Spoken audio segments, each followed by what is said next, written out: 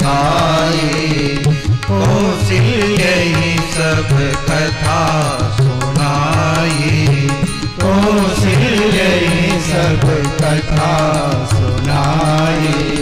भयउ विकल वर्णत इतिहासा, भयउ विकल वर्णत इतिहासा, राम रहित दिग जीवन आशा, राम रहित दिग जीवन आशा, राम रहित दिग जीवन आशा।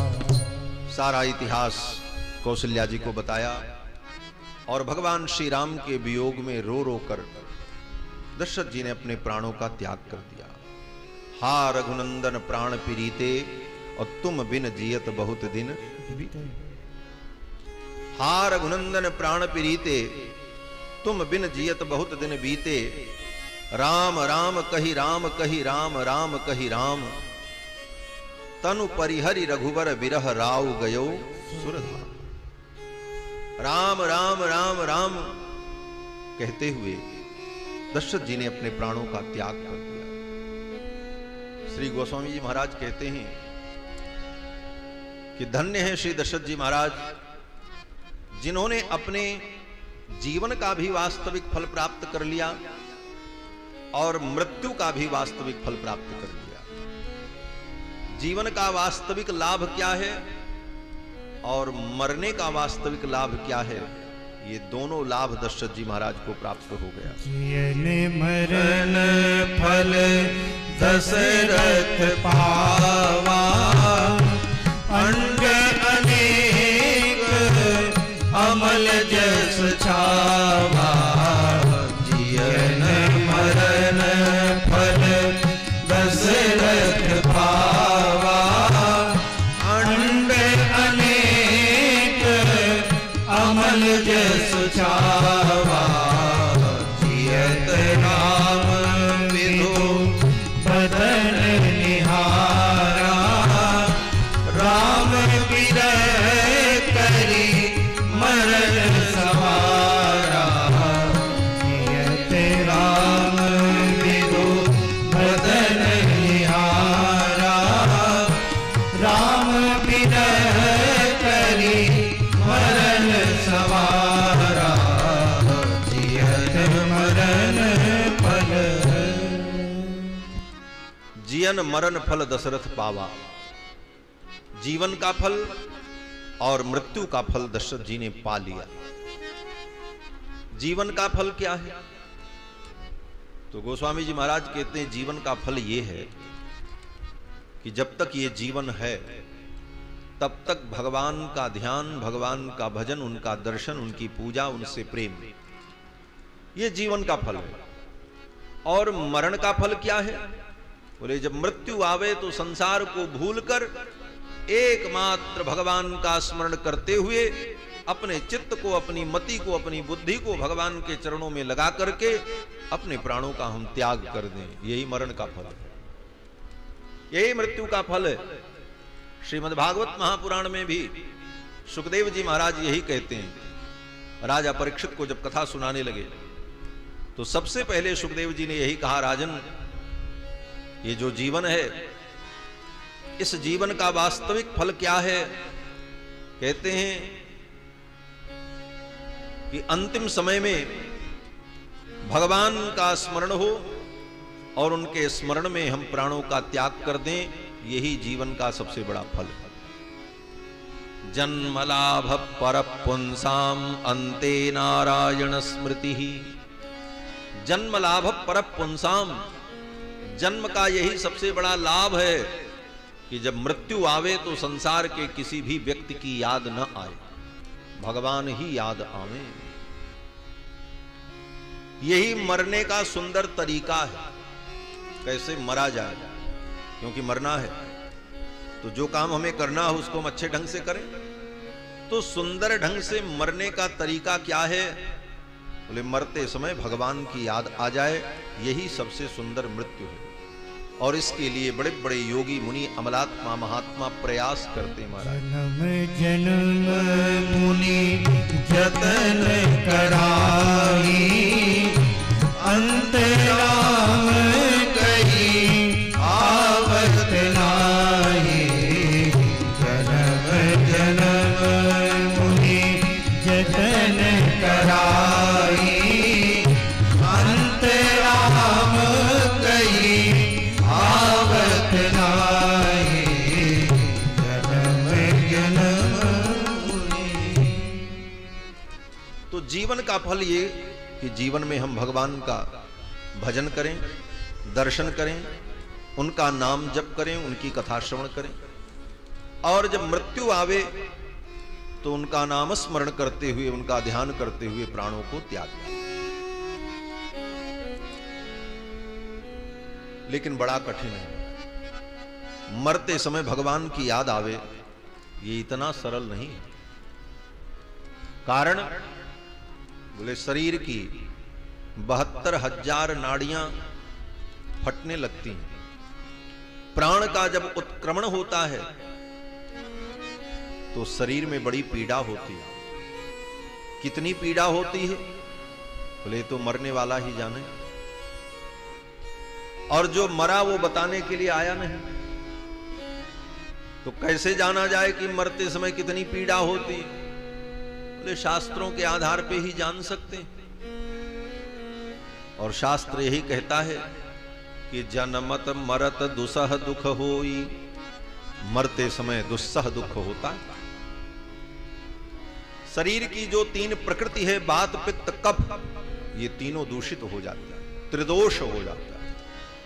बात पित्त कफ के दूषित हो जाने पर कंठ अवरुद्ध हो जाता है, कफ आकर के यहीं पर अटक जाता है, घर्र घर्र की आवाज होती है, कभी सांस चलती है, कभी अटकती है।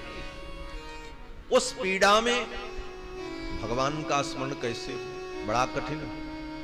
हमारे आचार्य श्री कुलशेखर आलवार कहते हैं कि प्राण प्रयाण समये कफवात पित्तैहि कंठावरोधन विधौ स्मरणम कुतस्ते। जब प्राण निकलने लगेगा उस समय कंठ अवरुद्ध हो जाएगा।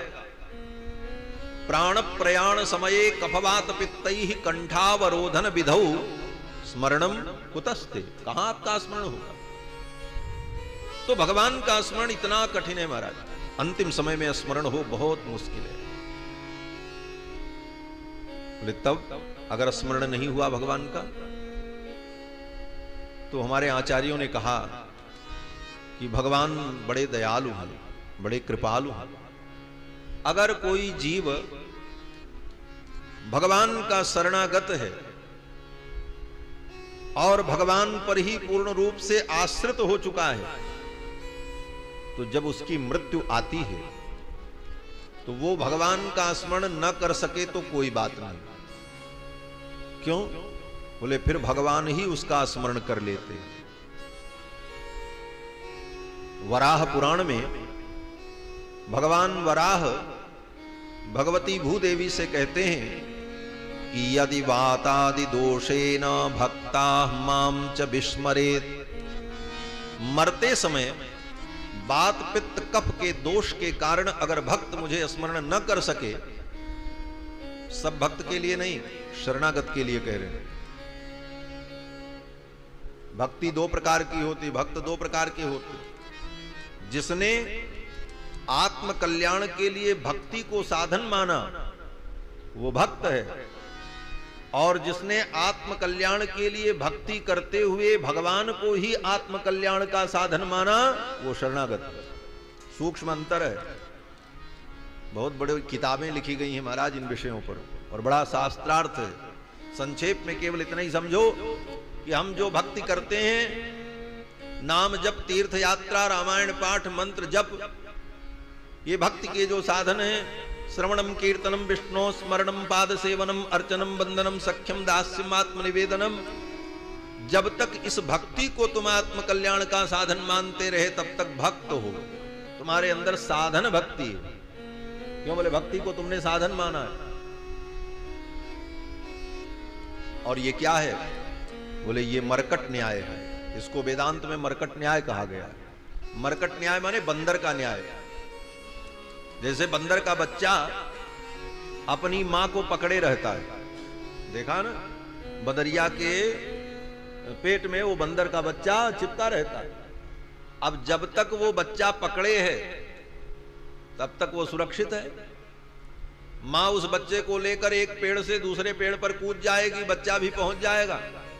लेकिन पकड़ने में कमजोरी हो गई तो बच्चा नीचे गिर जाएगा, मां तो चली जाएगी।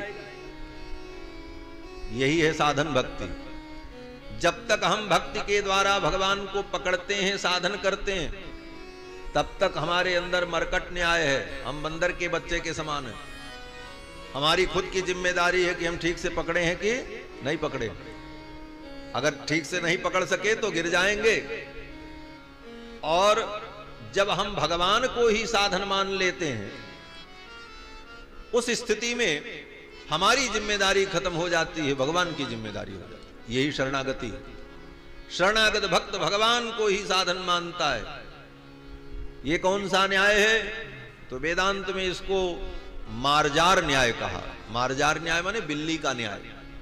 बिल्ली का बच्चा, नवजात शिशु, वो अपने से कुछ नहीं करता, अपनी सुरक्षा का कोई प्रयास नहीं करता। उसकी मां खुद अपने दांतों से पकड़ करके उसको ले जाती है, उठा करके। जिस दांत से वो बिल्ली चूहे को पकड़ ले तो उसका राम नाम सत्य हो जाता है। उसी दांत से अपने नवजात शिशु को पकड़ करके ले जाती है। उसका एक बाल भी नहीं टूटता है, उसे कोई पीड़ा भी नहीं है, और उसको सुरक्षित स्थान पर ले जाकर के मां रख देती है। इसको कहते हैं मार्जार न्याय। तो जिस प्रकार बिल्ली का बच्चा पूर्ण रूप से अपने मां पर आश्रित है, अब मां उसे जहां ले जाना चाहे ले जाए, छोड़ना चाहे छोड़े, वो कोई चिंता नहीं करता।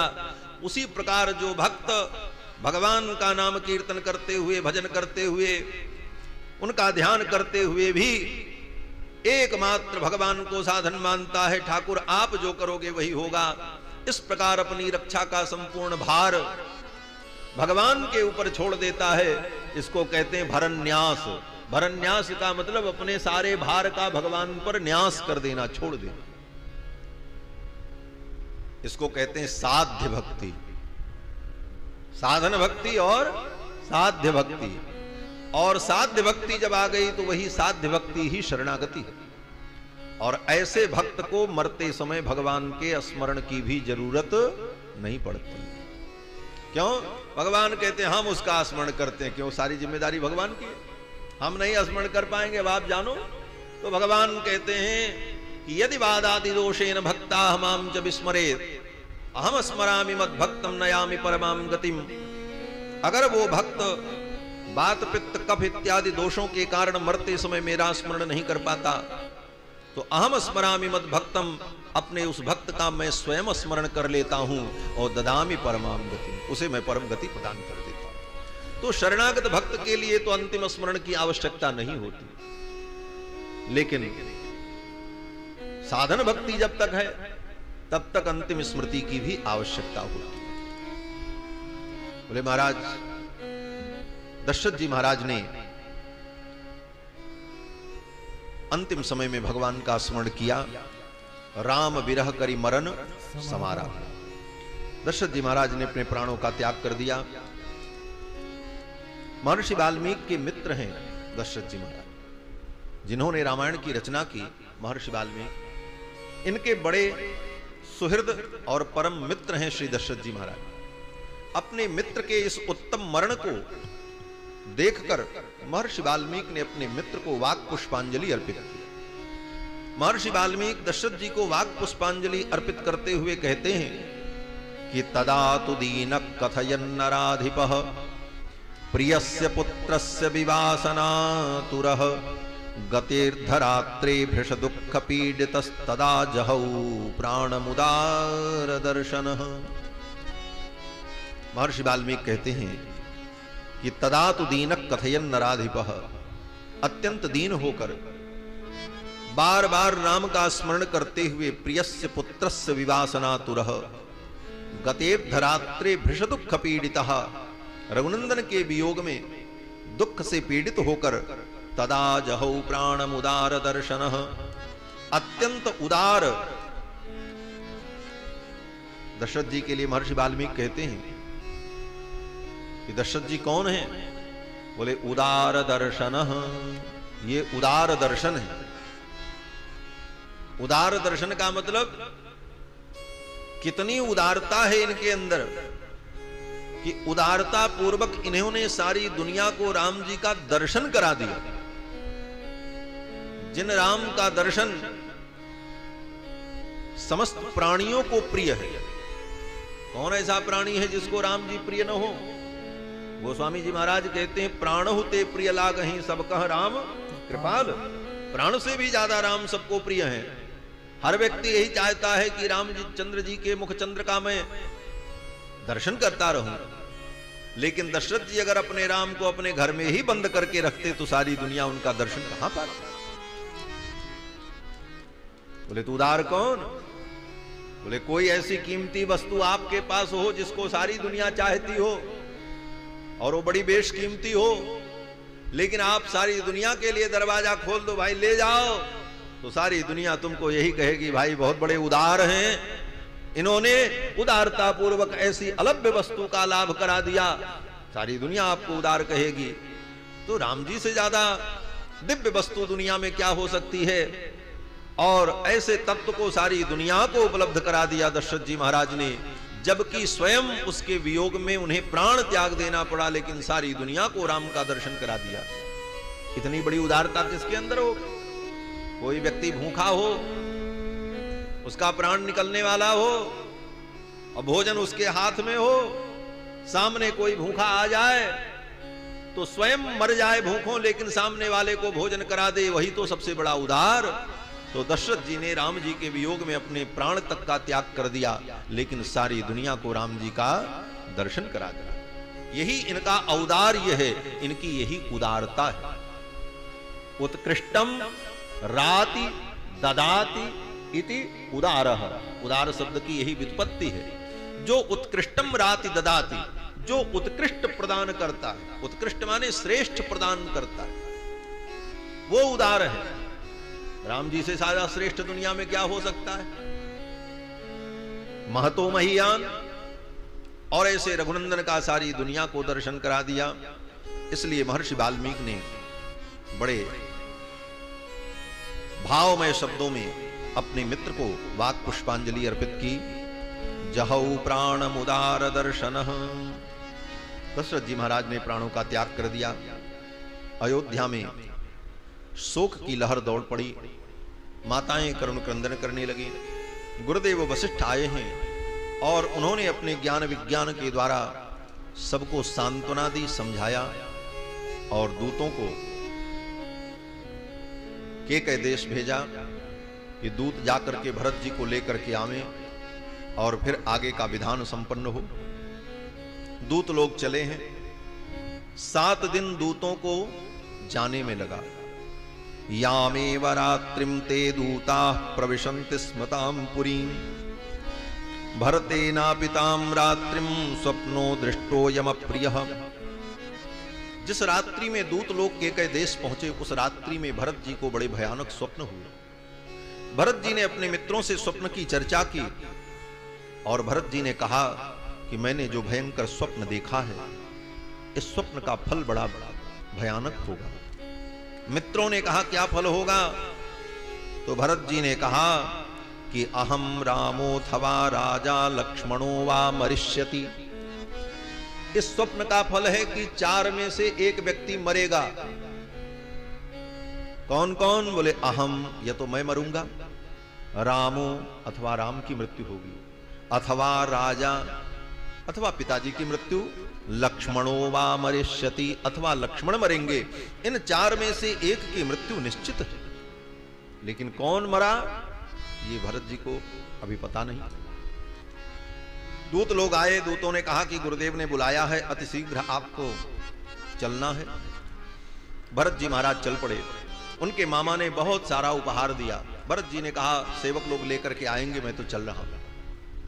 उनके मामा ने बहुत सारा उपहार दिया, वस्त्र आभूषण, यहां तक कि वाल्मीकि रामायण में वर्णन है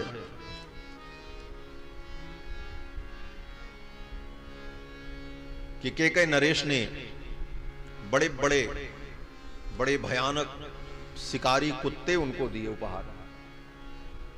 दृष्टा युक्तान महाकायान छुनश्चोपानयन ददौ रुक्मनिष्क सहस्रे द्वे षोडशाश्वतसानि च। हाथी घोड़े स्वर्ण शिकारी कुत्ते ये सब उपहार में दिया।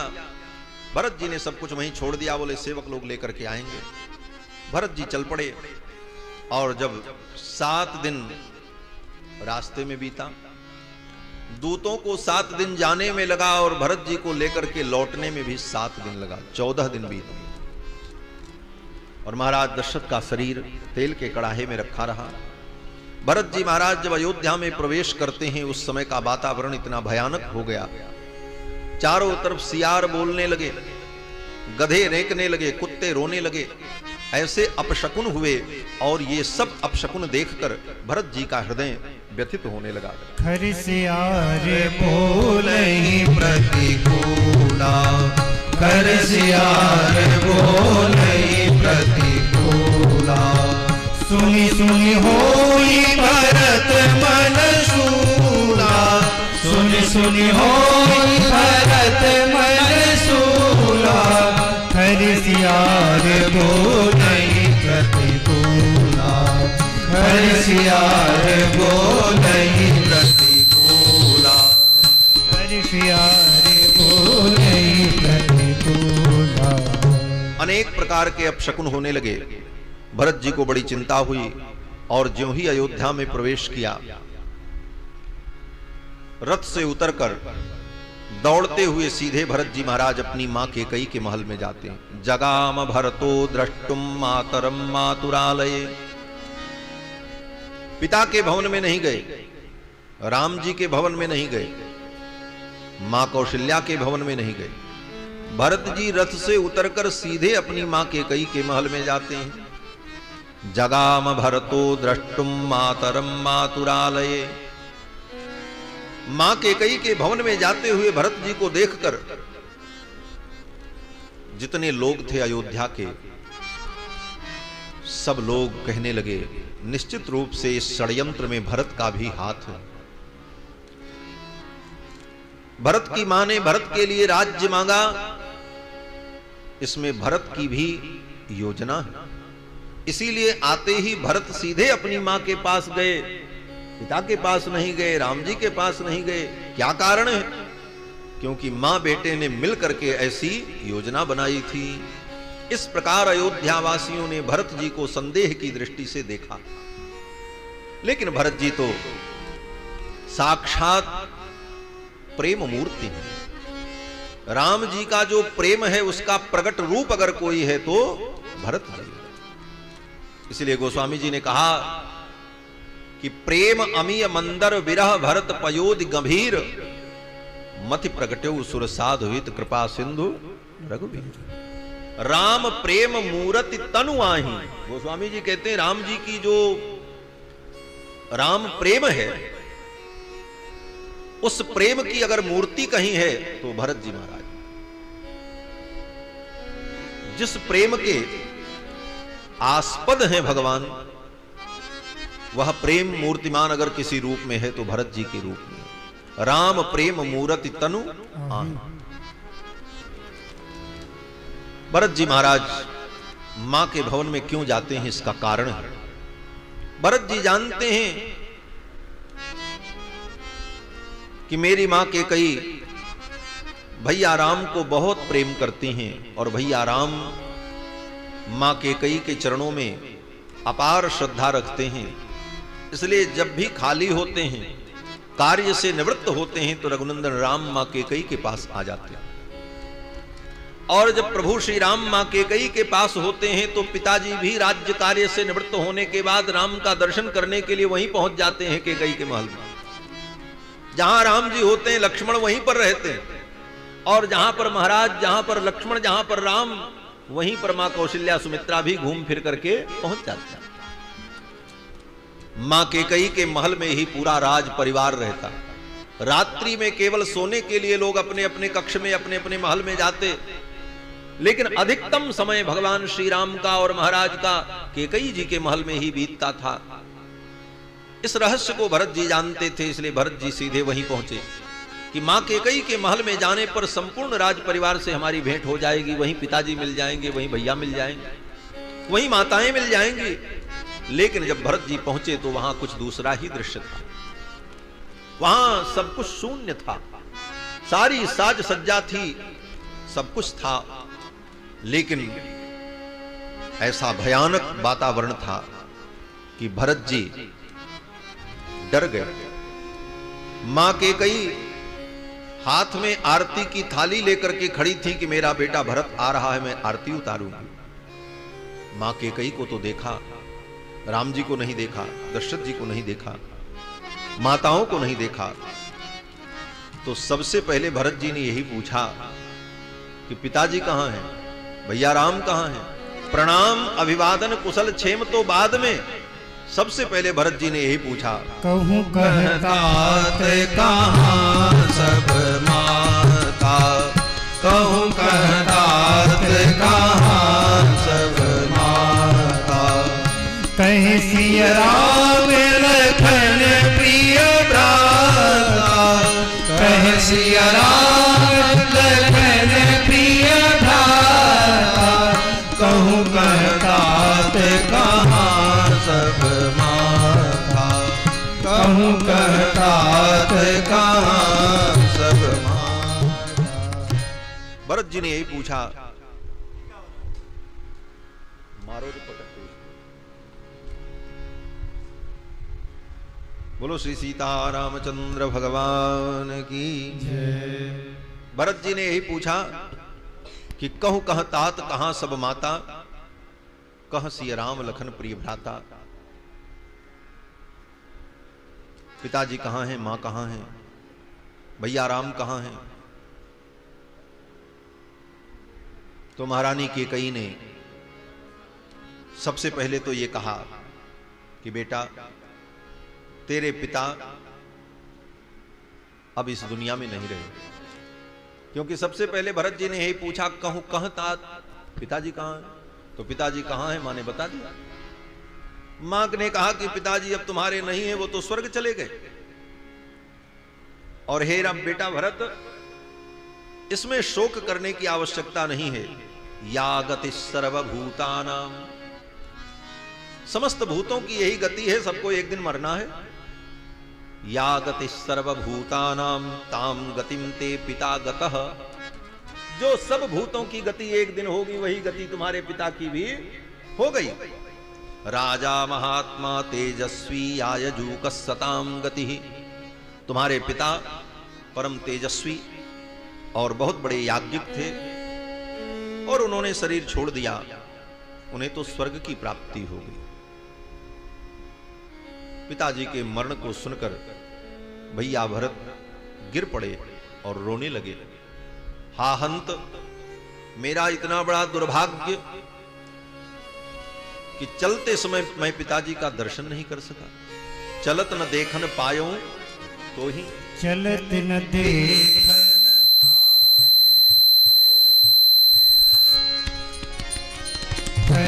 पायो तो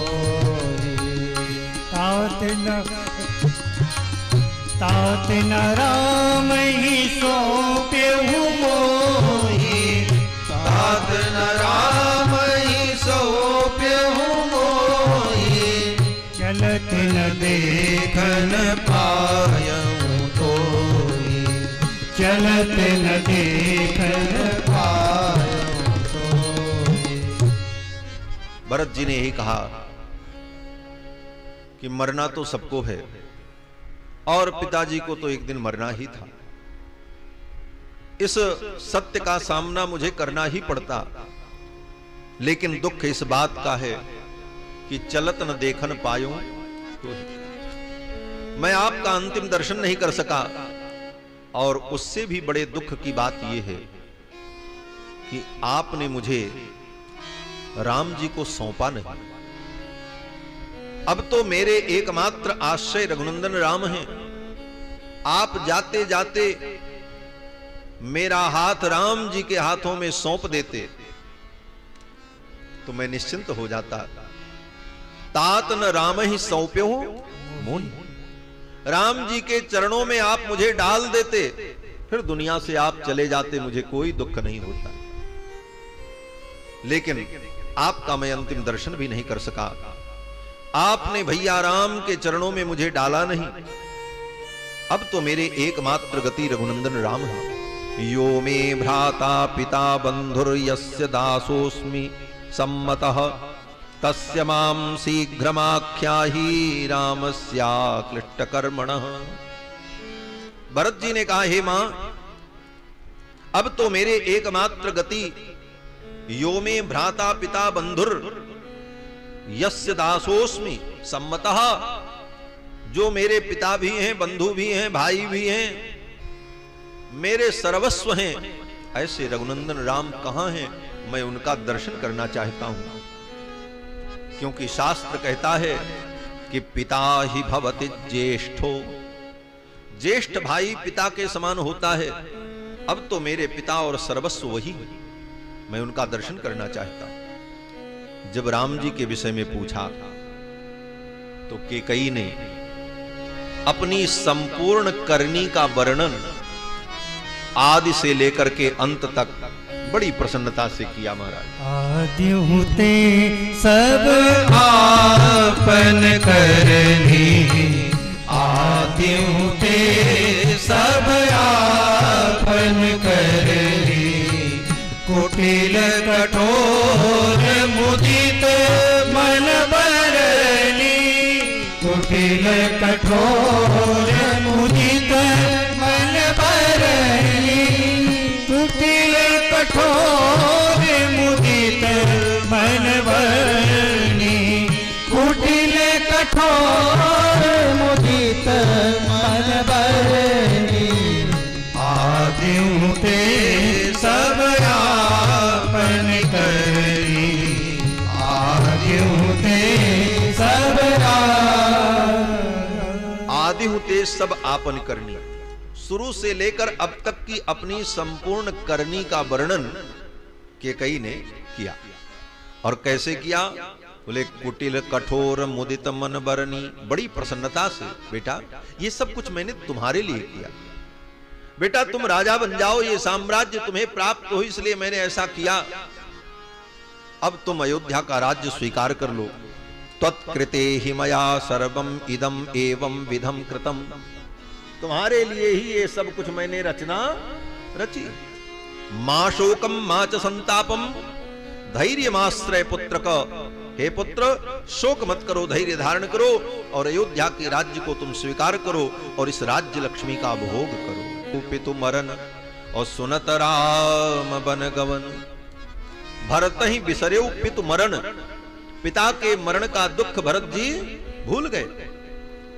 सुनत राम बन गवन, राम जी के वनगमन का समाचार सुनकर के भरत जी रो पड़े और भरत जी ने कहा, अरे पापिनी, राक्षसी, कुल कलंकिनी, ऐसा वरदान मांगते समय, ऐसी बात कहते समय तुम्हारी जीभ कट करके गिर नहीं गई? भरत जी ने कहा, कुलनाशिनी, तुम्हारे मुंह में कीड़े नहीं पड़ गए? भरत जी ने यही कहा, बर मांगत मन भई नहीं पीरा, बर मांगत मन भई नहीं पीरा, गरी नदी है मुख पर उन कीरा, गरी नदी मुख पर उन कीरा, बर मांगत मन भई नहीं पीरा, बर मांगत मन भई नहीं पीरा। भरत जी ने कहा कि बर मांगत मन भई नहीं पीरा, गरी न जीह मुंह पर्यु न कीरा, तुम्हारे मुंह में कीड़े नहीं पड़ गए, तेरी जीभ कट करके गिर नहीं गई। तेरे मन में अगर ऐसी ही कुरुच थी तो उसी दिन तू मुझे मार देती जिस दिन मैं पैदा हुआ। जौपे कुरच रही अति तोही, जनमत काहे न मारे सिमोही। जिस दिन मेरा जन्म हुआ उसी दिन मेरा गला दबा करके मुझे मार देती, आज ये दुख मुझे न होता। और तू कहती है कि भरत ये सब कुछ मैंने तेरे लिए किया, तूने क्या हित किया है मेरा? ये अयोध्या का राज्य और इस अयोध्या के राज्य में मेरा हित, तूने तो वही किया है जैसे कोई मूर्ख व्यक्ति पेड़ को सींच रहा था, पेड़ के जड़ में पानी डाल रहा था। उसने सोचा कि ये पेड़ के जड़ में मैं पानी डालूंगा तो ये पानी पता नहीं कब पत्तों में पहुंचेगा। एक एक पत्ते को मैं सींच दूं तो पत्ता हरा बना रहे, लेकिन पत्ते तक हाथ पहुंचता नहीं, तो कैसे उसको सिंचित करे? तो उस मूर्ख ने सोचा कि लाओ इसको काट करके जमीन पर लिटा दें और तब पानी से इसको सींचते रहें तो ये हरा भरा बना रहे। पेड़ को काट दिया और काट करके जमीन पर लिटा करके पानी डालने लगा। लोगों ने कहा अब पानी क्यों डाल रहे हो? बोले इसलिए डाल रहे हैं कि सब पत्ते हरे बने रहे। लोगों ने कहा तुम तो मूर्ख हो, जब इसकी जड़ ही कट गई तो अब पानी इसे क्या हरा रखेगा? पेड़ काट तय पालव सींचा, मीन जियन नित बारी उलीचा। गोस्वामी जी महाराज उदाहरण कितना अद्भुत देते हैं कि जैसे कोई व्यक्ति था, उसको मछली के ऊपर दया आ गई। ये मछली पानी में रहती है, तालाब में, इसको बड़ी परेशानी होती है। क्यों? बोले तालाब में मछली भी है और पानी भी है, सब पानी पानी निकाल दे तब मछली अकेले आराम से तालाब में रहे। और उसने सोचा कि भाई मछली को सुख हो, अकेले तालाब में रहेगी तो सुखी रहेगी, पानी हट जाएगा तो पूरी जगह हो जाएगी। उसने सब पानी निकाल दिया, परिणाम क्या हुआ? बोले मछली मर गई। भरत जी कहते हैं तुमने यही मेरा उपकार किया, पेड़ काट तय पालव सींचा, मीन जियन नित बारी उलीचा। मछली के जीवन के लिए तुमने उसके पानी को ही उलच दिया, अब उसका जीवन कहां रहे? मेरे जीवन तो भगवान रघुनंदन हैं, उनको तुमने वन में भेज दिया। मेरे मूल तो रघुनंदन राम हैं, उस मूल को तुमने काट दिया और अब मेरे जीवन को तुम सुखी देखना चाहती हो। हाहंत एक स्त्री के हृदय को विधाता भी नहीं समझ पाए, तेरी जैसी कठोर हृदय को मेरे पिता नहीं समझ पाए तो कोई आश्चर्य की बात नहीं है। भरत जी कहते हैं कि विधाता भी स्त्री के हृदय के रहस्य को नहीं जान सकता। यह किसी स्त्री का अपमान नहीं है, इसको आप अन्यथा न समझें, लेकिन भरत जी कहते हैं विधिउ न नारी हृदय गति जानी, विधाता भी नारी के हृदय की गति को नहीं समझ सकता। और इसी पंक्ति का अनुवाद है त्रिया चरित्रम पुरुषस्य भाग्यम दैवो न जानाति कुतो मनुष्य। भरत जी ने इसको प्रमाणित कर दिया। भरत जी कहते हैं विधिउ न नारी हृदय गति जानी, सकल कपट अवगुण खानी। सातम अग्निम प्रविशवा स्वयं वा विषदंडकान, रज्जुम बद्ध्वाथवा कंठे नहि ते न्यत्परायणम। भरत जी कहते हैं अरे पापिनी, कुल कलंकिनी, तूने जो पाप किया है इस पाप का प्रायश्चित अगर तू करना चाहे तो यही प्रायश्चित है कि सातम अग्निम प्रविश, तू जलती हुई आग में प्रवेश कर जा और जल करके मर जा, यही तेरा प्रायश्चित है। स्वयं वा विषदंडकान, अथवा स्वयं तू अयोध्या छोड़ करके दंडकारण्य में चली जा और तू भी जंगल में भटक भटक कर अपने जीवन को व्यतीत कर, यही तेरा प्रायश्चित है।